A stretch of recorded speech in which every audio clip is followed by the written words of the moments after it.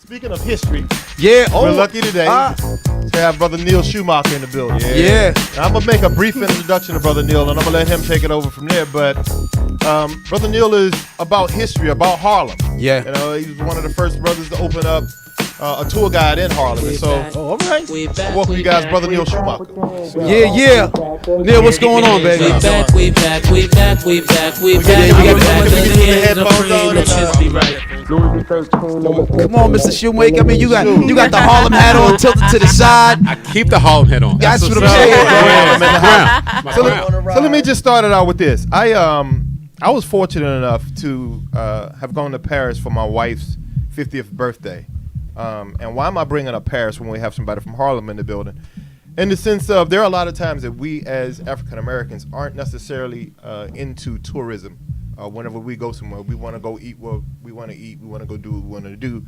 And so I had an opportunity while in Paris to shout out to my sister Janet and my brother-in-law George Selden in Pennsylvania. They actually purchased us tour bus passes in order to not only enjoy Paris, but to be educated by Paris. And listening to what D Nasty was just talking about, maybe you guys can collab and you can get him on one of your tour buses to rap about what's going on in Harlem. It would be my absolute pleasure. That would be my pleasure, brother. Yeah. No doubt about it. So what got you into tourism? Well, totally by accident. Prior to being a tour operator, I was working for Citibank, and one day, standing on the corner of 116th Street and Malcolm X Boulevard, I saw a group of tourists walking towards the masjid named in honor of Malcolm. Mm-hmm. Right. And if you could imagine, that day I'm dressed, basketball gear, hat to the back, thick sneakers, and I'm going to play ball, me and my boys, 5-on-5, another park. And I'm standing there in the corner, and I'm waiting for the other 4 to come. But while I'm standing there, 12 tourists are walking towards the masjid, towards me, and they have these looks of like they're wanting to know what's going on and wanting to know what's happening. And there I am standing there, fully dressed in basketball gear. So when they see me, they're a little intimidated. Right. And I'm like, hey, guys, it's cool. And I'm like, this is Masjid Malcolm Shabazz, the very house of worship from which Malcolm comes. When I said that, man, they were like so interested. Make a long story short, friends come, we end up walking with these guys, and I'm just describing what it is that I know, and we get to the restaurant, and they give us a meal for free, and then we sit down and eat and so forth and so on. It's a wonderful thing. And then I'm like, well, thank you so much, for allowing us to hang out with you, and now it's time for us to depart. Right. And they say, let us pay you for the tour. Supply and demand. And I'm like, nah, that's cool. And they start reaching for they got the secret tourist apartments and jackets and stuff like that. Money, like 20 zippers, right? Yeah, 20 zippers and everything. And they pay me $10 a piece. So I played ball that day, but I didn't have the best game. Because your mind was someplace else. I'm thinking about how can I multiply that and multiply that and multiply Right. that. And now I'm starting to pay attention to tourism in my neighborhood. Right. I'm from Stephen Foster Projects. I'm from, right there, 112th Street, Lenox Avenue. And 116th Street, Masjid, and that whole area there is a tourism attraction there. Attraction. Right. Yeah. So I'm thinking, how can I create an endeavor where I can use tourism as a tool to preserve the community's history and also contribute to the development of the local economy. Right. And so I just took it from there and started doing research and started trying to figure out how to develop my own lane. And it was a beautiful thing because the timing was right. Right. Everything that I did in my jobs had to do with, a presentation, sitting and overhead projection and always presenting. So I said, let me take the skills that I got from my job and parlay it into my own entrepreneurial thing. And I never forget when I got my first set of stationery. And instead of sending out something for Citibank, I sent it out for Harlem Heritage Tours. Felt good. It was a beautiful thing. Felt good. It's funny, earlier we was talking about God, right? And we was talking about, I'm a real big believer in transfer of energy. I'm a real believer that sometimes we look at our downfalls, things like we don't understand, what we're in, the funk I call it. But that's actually, I believe, is stair steps to where your purpose is supposed to be. Right. So you at your job, you said Citibank, correct? Citibank, exactly. And the projection and all the presentations, all that do was preparing, I believe, preparing you for your purpose. Right. You know, but I wanted to ask you, dealing with a lot of tourists, dealing with a lot of situations, dealing with people from different countries, what have been some of the challenges that you had to overcome doing what you do? Well, one of the initial challenges, if you can imagine, picture this. Me, I'm from the neighborhood. And here I am with 35 people from a different country. Right. And they're following me, walking through the hood. Late 90s. Right. Yeah. This has not been seen in a long time. Right. So brothers and sisters are thinking, what is he doing? Right. And of course, we have the gentrification scenario going on. Right. And so one of the challenges that I had was educating the community about what it is that I'm doing. Okay. And so many times, rightfully so, folks would say, hey, man, what's happening? And then I have to stop and say, you see that tour bus right there? 39, 40 people on the tour bus, driving in and out, parking no money with us, and getting an inferior story. Right. Right. So why don't we give them a superior story? I don't do real estate at all. Right. It's about Malcolm. It's about Martin. It's about Adam. It's about Shirley Chisholm. That's what I convey. And so in doing that, in educating the community, the person who gave me the thumbs down, now they gave me the thumbs up. Right. So one of the challenges was to educate myself about my own community's history, but secondly to educate the community about what it is that I'm doing and how they can also partake in this multi-billion-dollar industry called heritage tourism. You answered one of the questions I was going to ask. I was going to ask how the community receives you, because unfortunately we don't always support one another in the beginning of something. But I want to ask a different question. What's your favorite thing in Harlem? My favorite thing, Like when you're taking a group out, the thing that you get excited, like I cannot wait for y'all to see this. What's your favorite thing in Harlem? I'm born and raised in Harlem my entire life. I'm here amongst athletes, and I just love street basketball. Yeah. I mean, I love taking the guests to the Rucker, to the King Dome, Right. to see hot sauce, The method. to see some of that real authentic action. And I think what I enjoy most is conveying authentic Harlem culture from the standpoint of somebody who's born and raised there. I want them to see the community through my eyes. Right. Yeah. And so the people want that. Because one of the first things that I'm asked is, where you from? And I'll say, Harlem. Yeah. And they'll say, well, how long you lived here? And I'll say, all my life. Right. And when I say all my life, they get a sense of getting the authentic message, and they just relax a little bit. You know what I mean? So I think that's what I really enjoy most. You know what?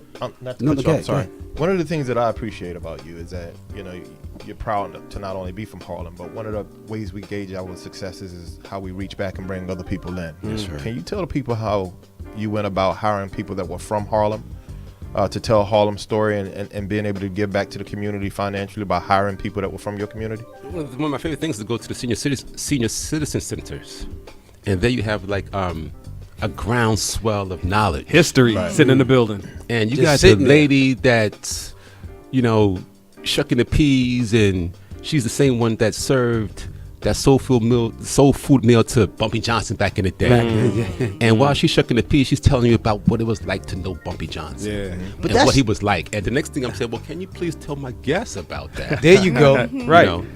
That's like grandma. Grandma used to get all the girls, Right.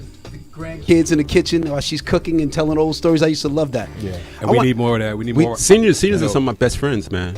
That's I what's love up. hanging with seniors. And how awesome is it to get the seniors who are part of that Harlem to realize they're not forgotten. Right. You haven't been pushed Right. aside, and you can now continue to own your story It's your by story. sharing it going forward. No question man. about it. I love that. No I question love about that. it. Recently, I had the great pleasure of showcasing a woman by the name of Miss Juanita Howard, who was one of the executive producers on a film called I Remember Harlem. Make a long story short, nobody knows her, but she's a very important person in our community.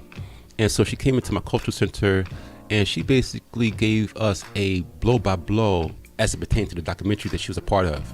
Make a long story short, she went home and sent me this beautiful email thanking me for having her be involved. And I think that just being involved and being shown that she's a vibrant part of our community made her feel good. Yes. And when she feels good, that means she's going to live longer. Yes. Absolutely. So that made me feel good. Right. So I want to do that again. Yeah. You know what I mean? Right. So. You know, it's so funny. I used to hang in Harlem heavy in the 90s, early 2000s, but more so the 90s, heavy. I was there like almost every day. I was one of those guys that would drive there, right? Well, I have family up there. And I would get dressed up on a Saturday afternoon in my basketball gear and just not play ball, hang out, because that's where all the women were walking up and down shopping, doubt. right? No doubt, yeah. But what used to, not really bother, it used to bother me. And I'm so happy I met you. I used to see these tourist buses come up, like 3 at a time, with nothing but Caucasians in them. Yeah. And I felt like, yo, what are we, like monkeys? They looking at us like like, I just couldn't understand the economic value behind it, though. And I said to myself, who's teaching these people about Harlem, like, real Harlem? And I've never seen anyone of color heading the tourist bus. Right. You understand? So I want to say thank you, but I want to understand. I want you to fill me in. How is that in a business sense? Because you're talking Caucasians coming into our neighborhoods. Not just Caucasians, but everybody from outside of Harlem. Just Right, for, that's true. Right. Right. How do you get that spot? How do you get the spot where you say, listen, I'm from here, I'm going to teach you about where I'm from?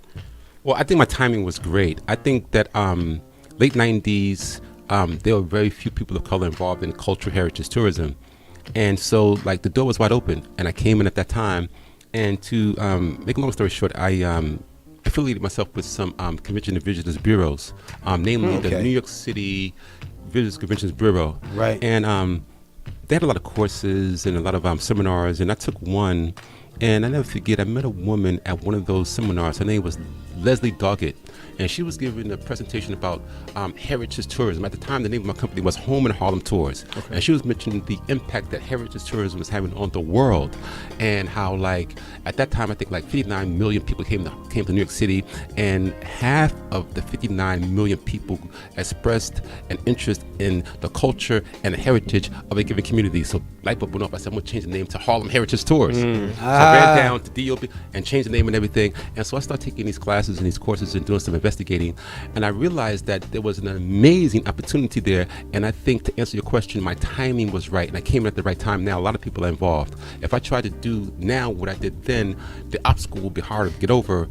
But because of the fact that what I had been doing prior prepared me for the opportunity. There you go. Luck. That luck thing. Yeah.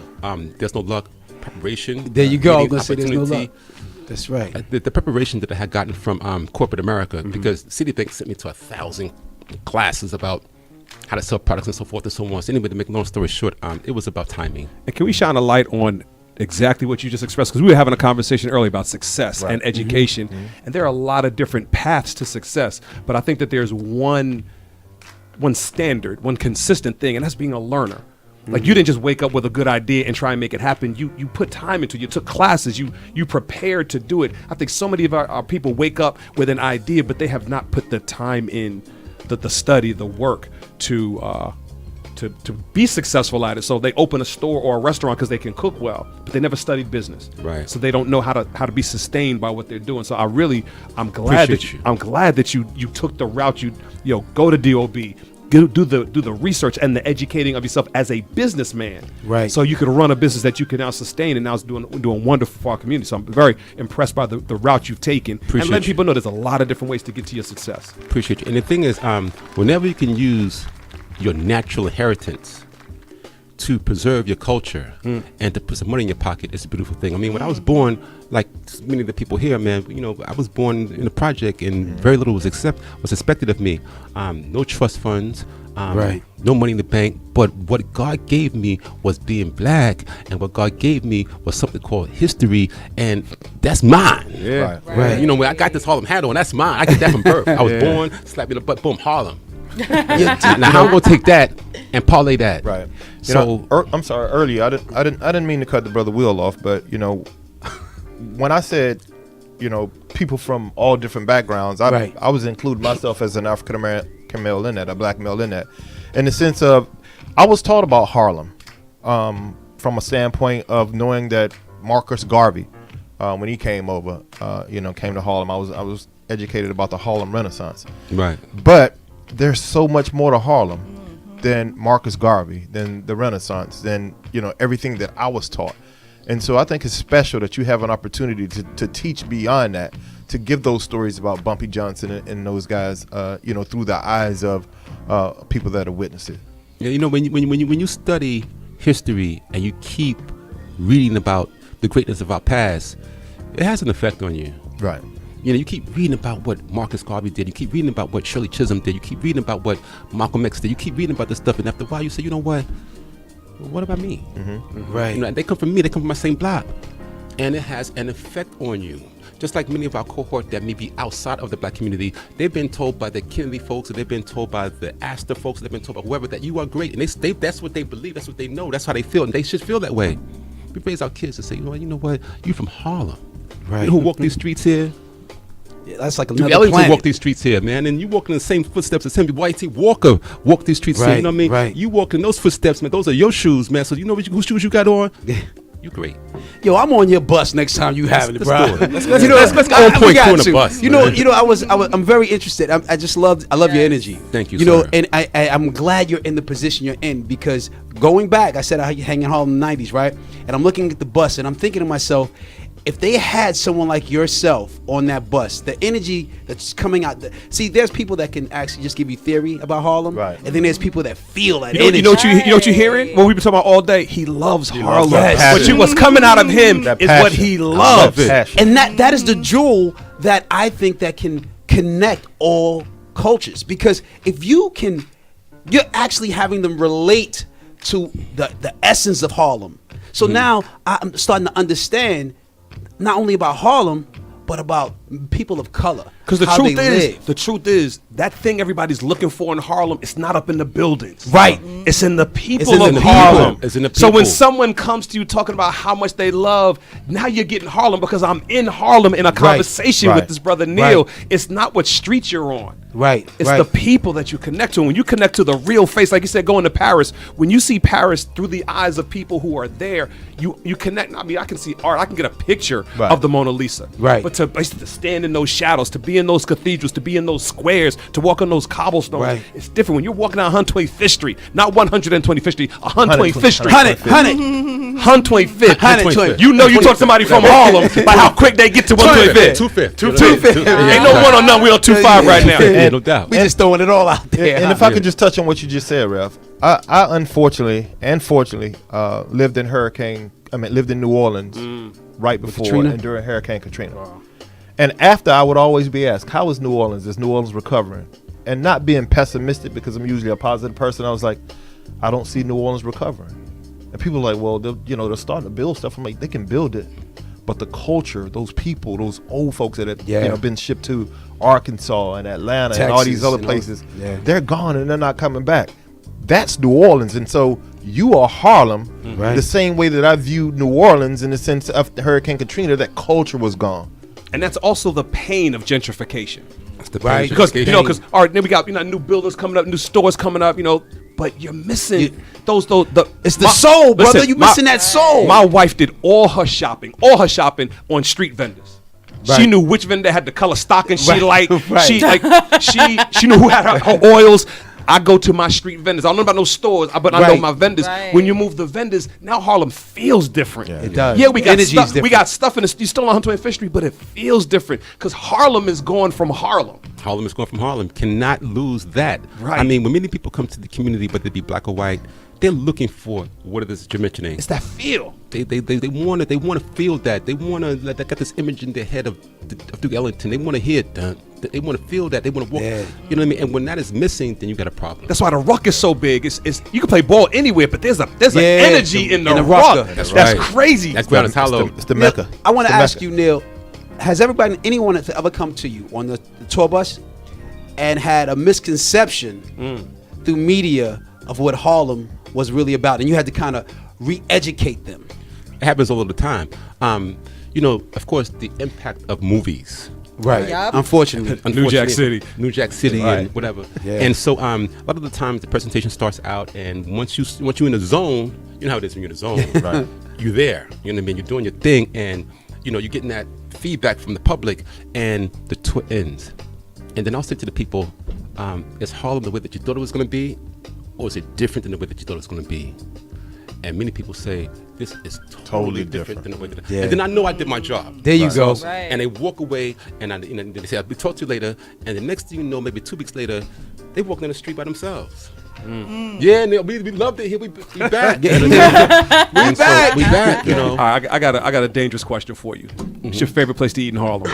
Oh, That is somewhat dangerous. Oh man. Not historically. Like if you would take us to people, you have some family coming in from out of town today. They're like, yo, Neal, we want to eat in Harlem. Where you taking? Yo, should I get a pen, bro? You know me, I'm from Harlem, and I like those.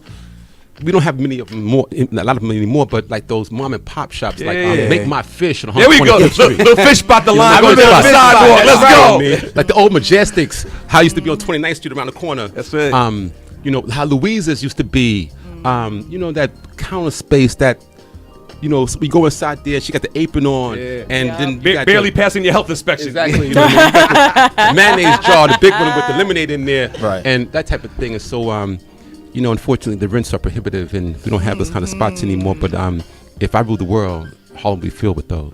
That's Yeah, what you're right about the rent, because I can tell you, I ain't hating You know, on I Harlem. love but Sylvia Woods, and her legacy is large. I've done- You know, of course, you know what I mean. I love what she did. Respect all the pioneers, all the people doing Much it big. respect to Sylvia Woods came in the 50s when Harlem wasn't the Harlem that we know today. And, Right. you know, we had the heroin problem in Harlem, and, you know, she cooked the food, and half of which she made a profit on. Maybe the other half, she prepared it, but the half of the half, she had to give it away to the people that didn't have. And now she's up in heaven, but her legacy is large. That's right. You know, You one know. of the things I remember, you speak about that true essence of Harlem and the food and things like that. I remember I was born and raised in Queens and, of course, moved to Brooklyn and things like that. I'm a New York City kid. I moved everywhere. But I remember no matter where I lived, I would drive to Harlem, and we talk about the late 80s, 90s, to Willie's Burgers. Remember that? 145. Oh, Right. yeah. But it wasn't. 145, yeah. I mean, the burgers was great, and the juice, they had the big tea and the white foam, right?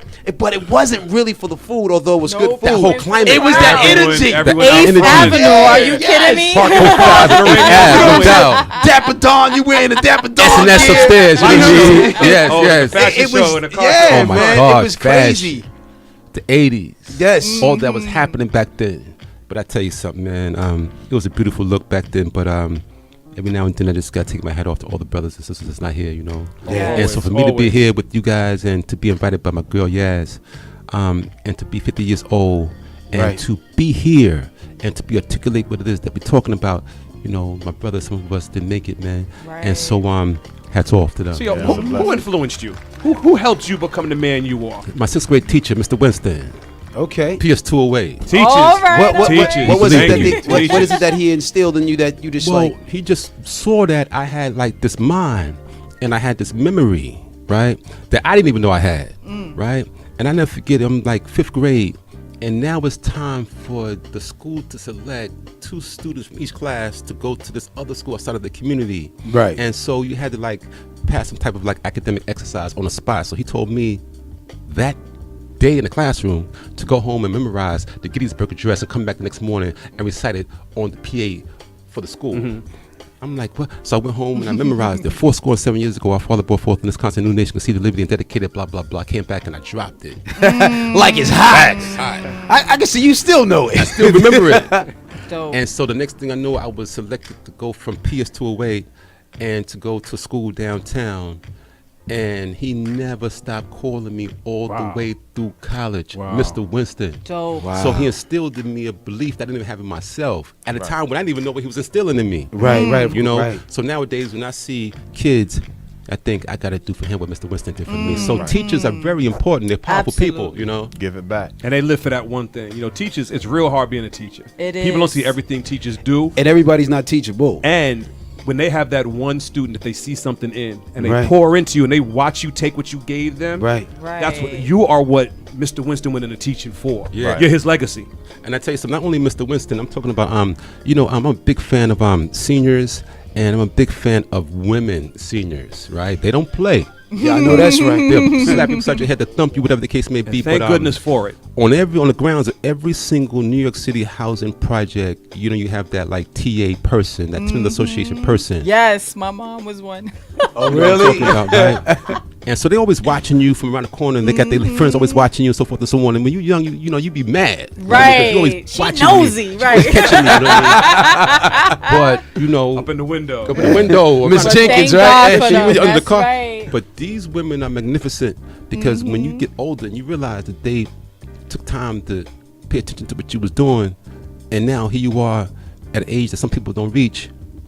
Gotta show love. That's And right. the truth is, if you really know Harlem, Right. I don't care the faces of the people you know Harlem, you know, the David Dinkins and the big people. Right. Behind the scenes are the fabric of Harlem. Those women Yeah. who The get on women. who get on the ground and have been grinding, helping people get in office, fighting for their kids in the school boards, Right. fighting Right. for whatever. Even through those tough times, those women, man, rolled their sleeves up and Unsung held Harlem heroes. down with things. Unsung because, heroes. You know, when the attack came on Harlem, trying to get either men on drugs or in prison for being connected to drugs, The women were the ones women keeping held the- the community down. And strong. households and communities. You're right. Yeah. So, Moms I and agree with grandmas that. were there. I was Definitely. telling friends, you know, we have this Me Too movement, this global movement.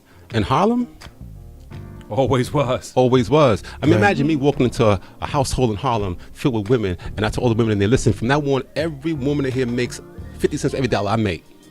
Nah, that ain't And gonna that's flow. not gonna flow. End up with the black eye like Nah, that. It's not gonna happen. There's women You know right what I now mean? listening to you getting angry. Where that station at? Where that station Yeah, where that at? station at? Harlem knows nothing about gender discrimination. Know nothing about that. You know, I want to say to you, man, this is the love, bro. I love your energy, man. It's really Love it here with the OnPoint crew. I love it. That's what I'm talking about. You know, when I was younger, well, not younger, my daughter was younger, I used to explain to her, she came, I'll never forget her first day coming home from school, and she was like, Dad, you know, they started talking about black and white and things of that nature, and she was kind of like, never confused, but she was like, but why? Why are we having that discussion? Right. And I just kind of flipped it. I never forget, I think I shared this story with Yaz, and she was like, but what about black people? And I realized I couldn't go in too deep because she may not be able to hold all that information. So what I did, I took out a steak, right?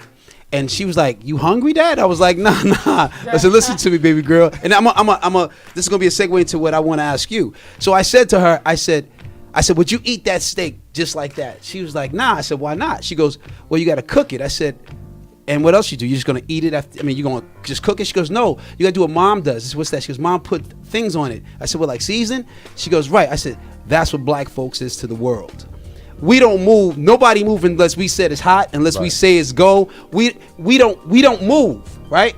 So my point to that is, when you on your bus or when you explaining our history to people, and you see, give us a story that you touched somebody and they came to you and they just spoken to you about the words that you had to say, what you spoke about in Harlem, and what was that reaction or their emotion? Well, one of the things I'm working on right now is using books as portals to understand our history through literature. For instance, take the autobiography of Malcolm X. And he was brilliant enough to write about his life in the book, but name sites in the book that pertains to his time in Harlem. So I had a group of kids in from Staten Island, you know, kids coming from, you know, distressed community. Right. And so I said, bring the autobiography with you. And I have an iPad strapped to my arm and a speaker on my back. And I'm going through Malcolm's life as it pertains to the book, and I'm making stops, and I'm talking about his trials and his tribulations, his ups and his downs, but mainly his ups. Right, there How you he came go. from nothing, and he went up, and you read the passage, and you see the video clip as it pertains to the passage. But at the end of the tour, the kids came up to me, young African-American males, and they said, "Thank you so much, Mr. Shoemaker. Thank you so much. Thank you so much. Thank you so much, Mr. Shoemaker. That was hot, man. We love that." So forth and so on. Experiences like that, I'm king for a day, man. There you go. It's a beautiful thing, man.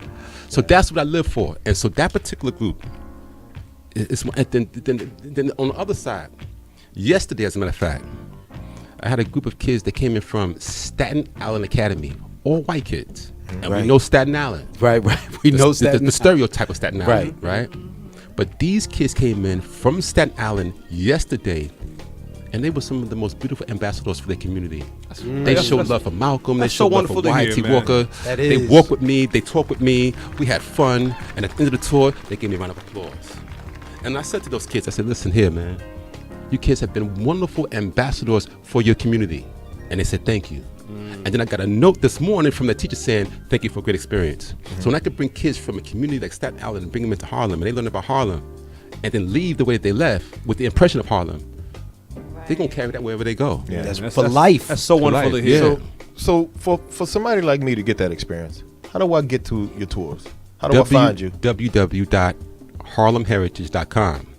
And by the way, guys, everybody that's here and the folks listening, on the 25th of April at the Harlem Heritage Tours in the Cultural Center, we're going to launch the Harlem Heritage Book Club.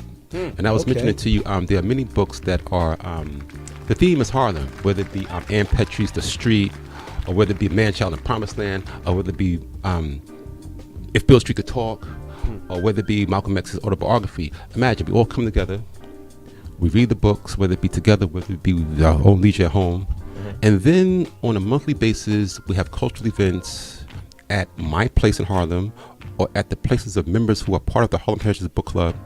And we have themed presentations that pertain to the book itself, maybe a musical performance, maybe bringing DJ Queen Dream. That's what I'm talking about. And she dropped songs that pertain to the theme of the book. That's hot. And that's what we do, or maybe a documentary that pertains to the book. But the thing is to promote literacy through tourism. Yes. And then maybe we take a tour of the community as it pertains to the book itself. You're doing huge Doing things. huge things. Thank you. What would you like your legacy to be?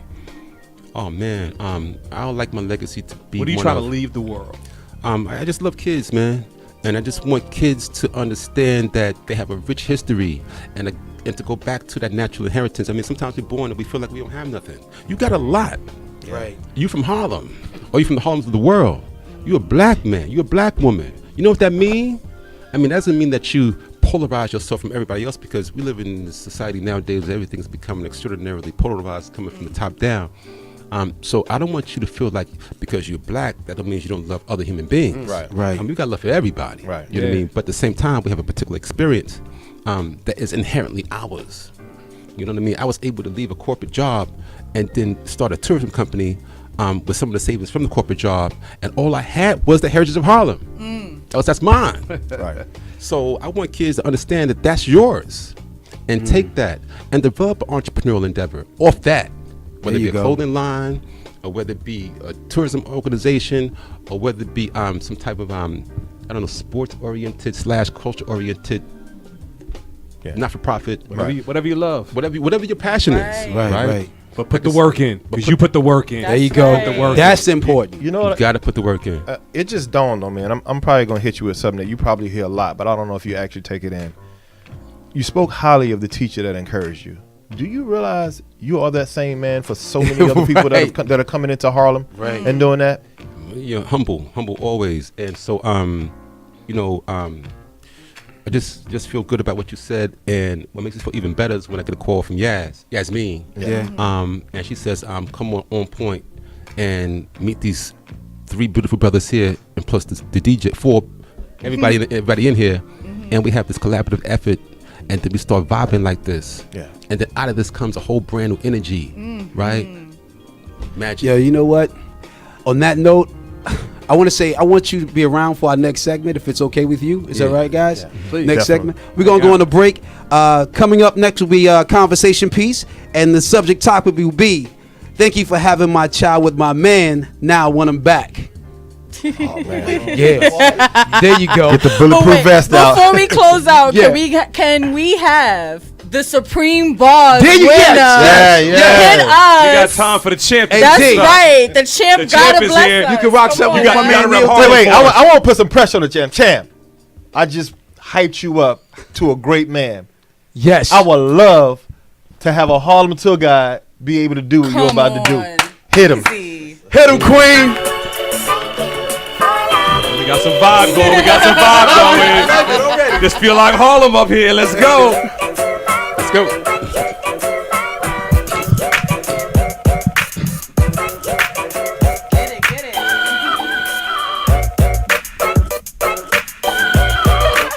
Come on now, you don't want Here we go. So the truth has to be for real. You did it more than for just kicks. Mr. Shoemaker, first name is Nail. So they got a nail to the greatness. Cause Harlem, world on the rise, you would take this. You know, you show people the history. and they have their brain smoke like hickory. And it's really no mystery, cause you keep it real and authentic. You don't hit them with no trickery. You know, teach them about Garvey and Chisholm. Best believe that you got them all risen. And I teach cats with my lyricism to make their mind be unified, never split up like a schism. You know, the real Harlem that it was before they tried to take it down to another level. Understand that you a whole dude. Talked about the Melbas and M&G's, not Whole Foods. The way they did it now, trying to gentrify, trying to take us down. They want to crucify, but it's rich history, Renaissance. Understand your style is like a demigod, never been a demon. Best believe you doing it every single season, getting W's like a B, man. And understand that your energy is taken upon another level with real type telepathy. Mr. Winston, if he's still alive or if he's in heaven, he understand that you giving divine lessons, and it was a true blessing. You know, his influence on you when you was younger, and it really influenced your hunger for all of these people from different cultures and demographics. In other words, you be hitting them off with the classics, and if you was putting them in park, it would be Jurassic. But I gotta show you love the way I'm rhyming. Star like a diamond, Harlem man, you shining. Let's go. Yeah! Wow. Yeah! That's what you call supreme Give me some bars love, right baby. there. Go ahead, let's go, champ. Let's go, champ. The champ is here. The champ is here. The champ is here. Yo, I'm so proud of him, man. I'm serious. That boy is hot. That dude's amazing. That was boy creative. That dude's Yes. amazing right there. That So, was yo. real hot. You gonna stick around, right? I'm here. My man. Ready, Queen? Y'all ready? Let's take us to a break. All right. Coming back with conversation piece. Like all country boys from the South Side. Harlem in the house. Hold up.